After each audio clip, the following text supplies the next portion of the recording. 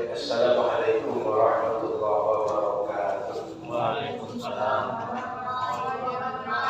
Bismillahirrahmanirrahim. Alhamdulillahirabbil alamin. Allahumma shalli wa sallim ala sayyidina Muhammadin. Bapak Ibu yang dirahmati Allah Subhanahu wa taala. Alhamdulillah tadi sudah kita jelaskan tentang bagaimana keyakinan umat Islam terhadap Nabi Isa, dan bagaimana Nabi Isa itu sebagai Nabi yang menunjukkan kebesaran Allah Subhanahu wa taala, menunjukkan iradah Allah yang berlaku mutlak hanya dengan kun fayakun. Setelah Isya ini saya ingin menyinggung sedikit tentang anak-anak yang liburan.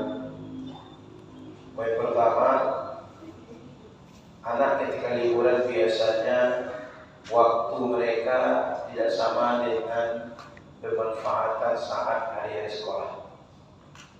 Maka jadi anak-anak ini bangun paginya dan biarkan jam 8 dan 9.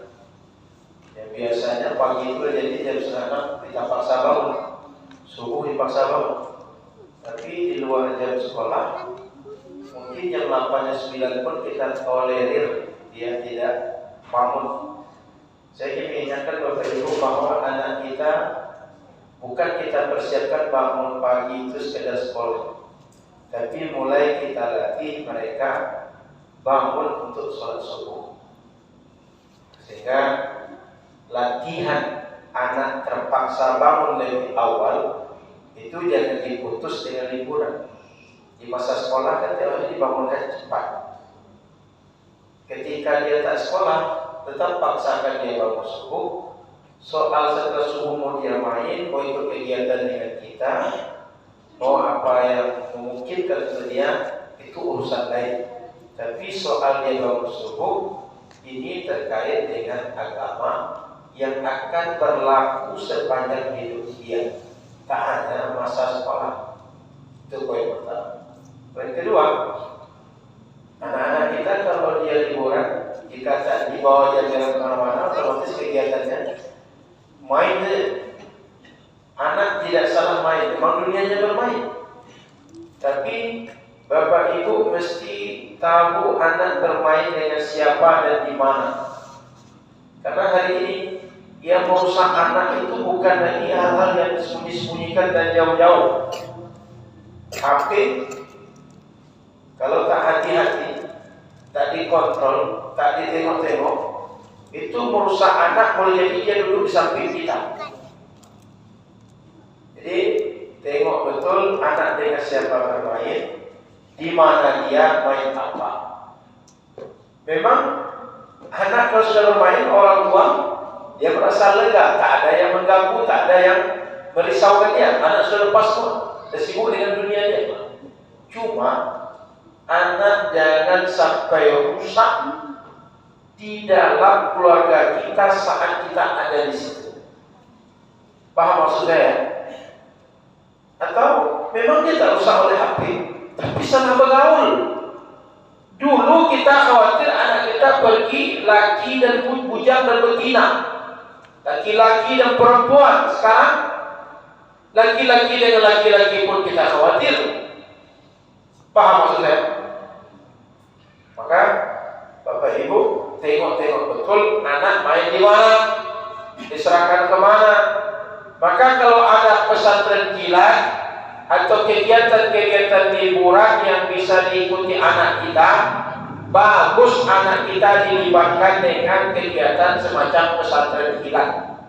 Atau apalah namanya, apakah namanya mabit, apakah namanya paket liburan, atau pembinaan liburan, atau pesantren kilat, apa saja, baik ikut. Karena anak-anak kita ini kalau dia tak disibukkan dengan yang baik, dia dipaksa disibukkan dengan yang tidak baik. Kita saja begitu. Maka Bapak Ibu, pastikan anak Bapak Ibu dalam kondisi, dalam keadaan bersama orang-orang baik. Jangan sampai bertahun-tahun kita masuk ke sekolah, Dan dalam setahun itu ada libur 2 kali. Katakan 10 bulan optimalnya di sekolah itu masa membentuk, tapi merusaknya dalam sebulan, dalam 2 bulan. Kan sayang. Lama kita membangun, runtuh ya sebentar. Kan buat rumah rata-rata juga begitu, membangunnya lama, kumpulkan uang lama, tapi runtuhannya datangnya berat. Jangankan sehari 2 hari, hitungan jam bisa runtuh rumah. Betul bagian. Begitu juga anak kita berkorban, kan korban perasaan, Pak, korban uang. Apalagi anak yang pondok jauh di pondok libur juga, anak pondok libur juga. Anak pondok itu kan korban perasaan, kita pisah dengan orang dengan anak. Korban uang, korban waktu, korban perasaan, banyak kita korbankan. Jangan sampai di pondok dia baik, sampai di rumah dia rusak. Kita mendidik anak itu bukan hanya di pondok dan di rumah. Karena kita ingin anak kita baik sampai dia besar nanti, sampai dia bisa untuk menjadi anak mandiri, tak mudah lagi berubah, tak mudah lagi dipengaruhi, tapi dia bisa menjadi dirinya yang bisa menjadi orang-orang yang saleh. Itu poin kedua. Poin ketiga, Bapak Ibu yang dirahmati Allah Subhanahu wa taala, jangan sampai contoh-contoh yang buruk terhadap anak itu datangnya dari kita. Karena anak-anak ini dia baik, dia kasar, dia mudah memukul, dia mudah membentak. Dari mana dia dapat? Dicontoh dari siapa yang dekat dengan dia. Kalau kita bisa bentak anak, jangan salahkan kalau dia dengan saudaranya main bentak. Kalau kita biasa kasar kepada anak, jangan salahkan anak itu dia kasar kepada adiknya, kepada saudaranya. Kalau kita biasa menyakiti anak dan menegur dia, jangan salahkan kalau nanti dia biasa menyakiti saudaranya, saudarinya ketika menegur. Kenapa? Anak dia mencontoh dari kita. Anak dia mengambil dari kita. Anak cuma mengcopy paste dari apa yang sudah kita buat. Makanya Rasulullah SAW mengajarkan cara mendidik yang baik itu dengan qudwah hasanah, teladan yang baik. Maka Nabi pun menjadi teladan yang baik bagi umat, supaya umat mudah meniru. Karena meniru itu pekerjaan paling mudah daripada berpikir tentang sesuatu. Nah, itulah agaknya tambahan setelah Isya. Kita lanjut dengan diskusi. Dan takut kalau kita sambung banyak-banyak, makin lama kita pulang nanti. Kalau ada pertanyaan sudah ada, kita jawab pertanyaan sudah ada. Oh, siap. Sebelum kita jawab pertanyaan, ada door prize. Ada lagi-lagi, maju ke sini. Mana ada lagi-lagi? Mana tadi ada lagi-lagi ini?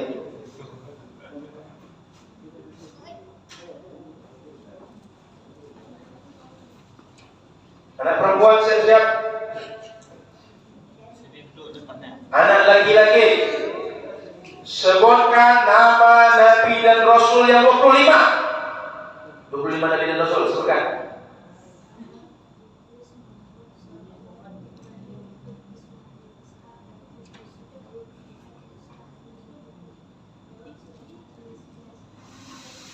Biasa. Masya Allah. Siapa nama abang? Panggilan siapa? Kian. Mabruk. Barakallahu fiik. Terima kasih. Masya Allah. Yang perempuan lagi. Sebutkan mukjizat Nabi Isa. Maju anak Ustaz Ilham Hitam yang perempuan. Mukjizat Nabi Isa.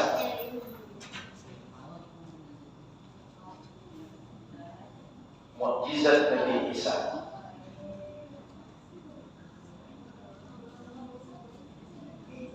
Ini isinya bisa untuk cicilan pergi umroh.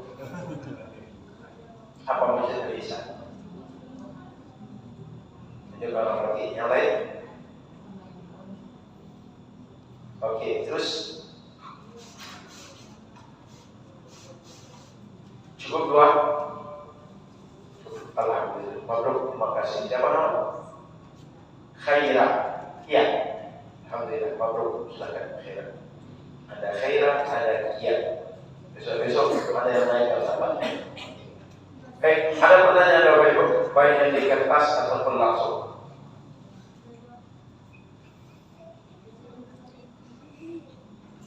Jadi Nabi Isa itu bisa menyembuhkan sakitnya, payah disembuhkan, menghidupkan orang mati.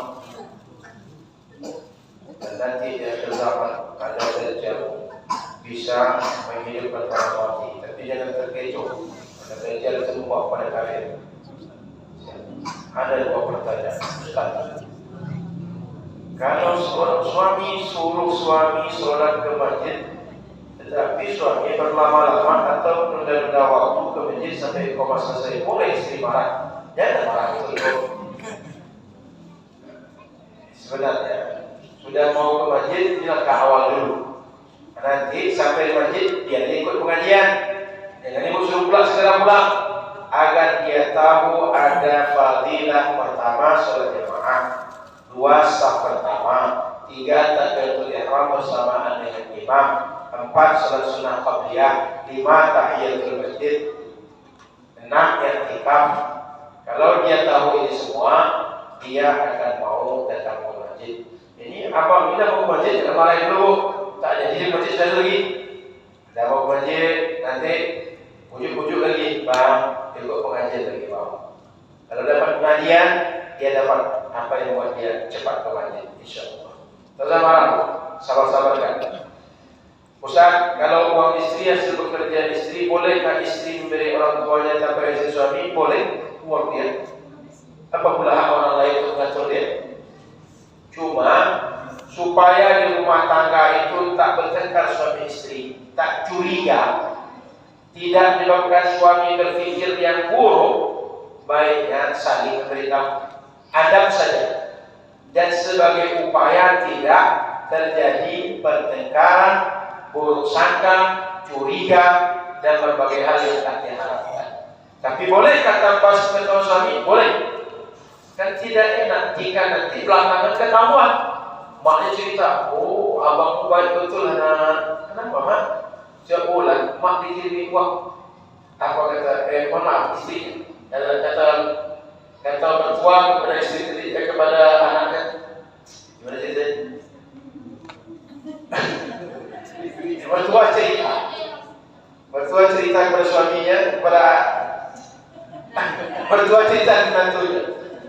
Boyo, baik betul lah istri kau, senang lah aku. Setiap bulan dia kirim uang 3 juta. Berapa mak? 3 juta. Uang dari mana semuanya? Tak tahu aku yang boleh sebut kirim 3 juta sebulan. Tak tahu kau? Tak tahu kau. Oh jangan-jangan karena itu berjumpa suami istri bertengkar. Dek, silakan. Aku cerita dengan mak kau tadi. Kata mak kau setiap bulan kirim 3 juta. Uang mana kau kirim? Uang laci kau ambil. Oh macam-macam pikir. Bertengkar suami istri. Jadi boleh kan? Boleh. Tapi supaya tak bertengkar, supaya tak curiga, tak salah paham, baiknya dikomunikasikan. Suami yang baik tak akan mungkin dia berlarang. Suami yang mengerti tak akan mungkin dia akan menahan. Dia akan berikan izin. Apa pula hak suami itu melarang? Uangnya. Kecuali uang pemberian suami untuk belanja, untuk anak, untuk urusan rumah tangga, untuk pendidikan keluarga dan semacam, dikasih untuk mak dia, baru dia salah amanah. Jadi boleh. Kalau suami bekerja sampai tidak puasa, tidak bisa puasa di bulan Ramadan, apakah bisa diganti Ustaz? Jadi ini perlu didulukan. Ini suaminya kok banyak masalah betul lah kakak dia. Tidak salah pilih kakak dia. Jadi kalau ada orang sampai tak puasa Ramadan gara-gara bekerja, dia boleh tak puasa lalu diganti puasa nanti. Tengok dulu ada ketentuan. Nah, satu pekerjaan yang dia buat mesti pekerjaan dilakukan di bulan Ramadan. Tak bisa di bulan lain.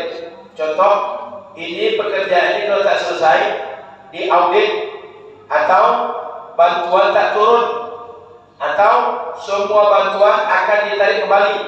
Kan peraturan kerja proyek itu kan punya ketentuan. Yang kedua, pekerjaan ini mesti dilakukan di siang hari, bukan malam hari. Kalau malam hari kan tak puasa, siang hari memang puasa.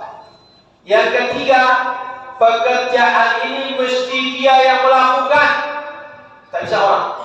Orang lain kan bisa cari orang yang tak puasa, dan muslim misalnya. Apa perlu izin cari supaya dia yang kerja. Yang keempat, malam hari dia mesti niat puasa dulu. Besok saya puasa. Sama macam kita lain.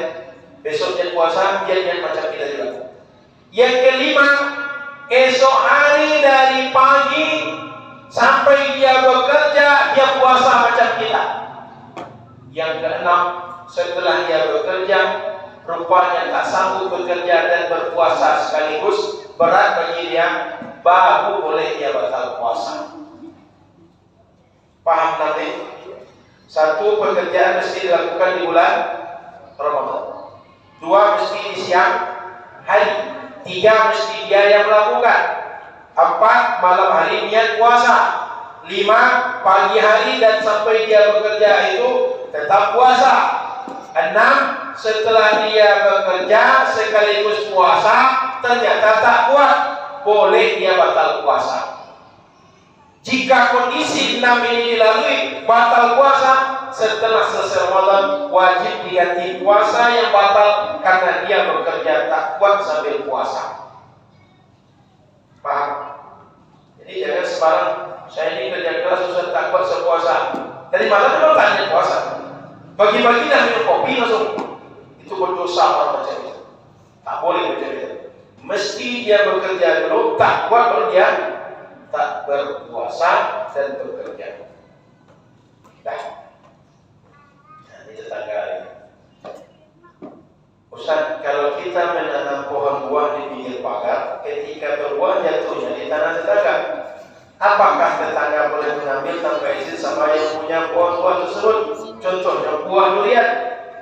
Kalau tak boleh, yang punya durian, dia punya pokok, anggap macam batang nih.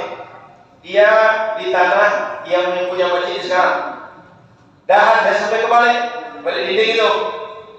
Yang di balik dinding tetangga. Jatuh durian situ, boleh tak mengambil? Boleh. Kalau tak boleh mengambil, tetangga jadi suruh bilang sama orang punya durian, sekalian dengan daun durian batang itu bawa ke situ, jangan biarkan di sini. Sebab ketika durian itu kalau jatuh daunnya menyalok di halaman tetangga, ada yang punya durian itu membersihkan, mau menyapu sebelah. Jangan sampai bagian susahnya kasih ke orang, bagian senangnya awas semua. Maka Bapak Ibu, semua tanaman yang letaknya berdampingan dengan tanah tetangga, jika dahannya ada ke sebelah, jika buahnya ada ke sebelah, boleh tetangga mengambil, boleh memanfaatkan bagian yang menjorok ke tetangga, meskipun tak izin yang punya. Baik buah durian, baik buah mangga, atau buah-buah yang lain. Tapi jangan sengaja patah dari sebelah ke sebelah kita. Supaya dapat tebu orang misalnya dipatahkan sebelah, sebelah ini kan masuk dalam lahan kami ini. Tidak boleh gitu. Memang yang masuk lahan kita saja boleh untuk kita ambil meskipun tanpa izin. Follow. Cukup? Habis kertasnya? Ini daftar nama apa dia? Oh, daftar orang korban. Oh, tak ada lagi. Kita cukupkan. Ada pertanyaan? Tak ada lagi. Pulang kita lagi. Macam serius dia baca kita tadi. Tak pulang. InsyaAllah kita sambung bulan akan datang. Sehat Bapak Ibu, umur panjang, sehat badan. Jumpa kita lagi. Mudah-mudahan anak-anak kita ini anak-anak yang baik dan yang saleh-saleh. Subhanallah wa bihamdika, asyhadu an la ilaha illa anta, astaghfiruka wa atubu ilaika. Assalamualaikum warahmatullahi wabarakatuh.